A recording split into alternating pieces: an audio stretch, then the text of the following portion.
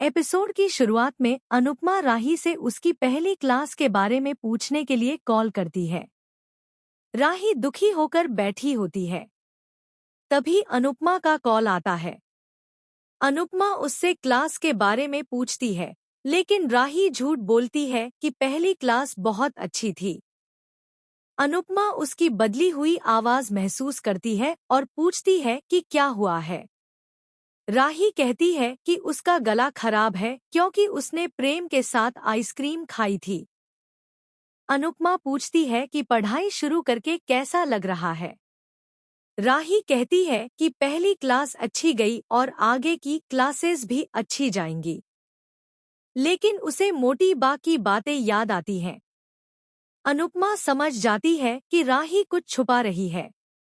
वह उसे याद दिलाती है कि उसके ससुराल वाले उसे सपोर्ट करते हैं और आश्वासन देती है कि वह अपनी पढ़ाई जरूर पूरी करे। राही अपने दुख को छुपाकर कहती है कि सब उसे सपोर्ट कर रहे हैं। वह ईशानी और परी के बारे में पूछती है। अनुपमा कहती है कि वे दोनों ठीक हैं। अनुपमा राही को रजनी के बारे में बताती है और कहती है कि इतनी बड़ी हस्ती होने के बावजूद भी रजनी में कोई घमंड नहीं है।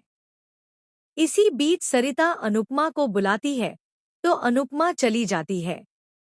इधर राही दुखी हो जाती है, लेकिन वह ठान लेती है कि वह खुद अकेले लड़ेगी और प्रेम या अनुपमा को कोई तनाव नहीं देगी।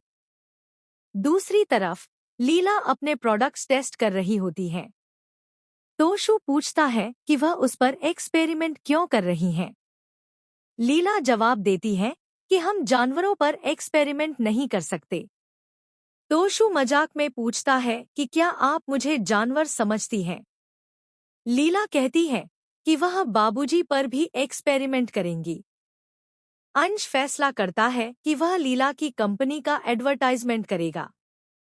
पाखी अपनी दोस्त से मिलने की बात करती है।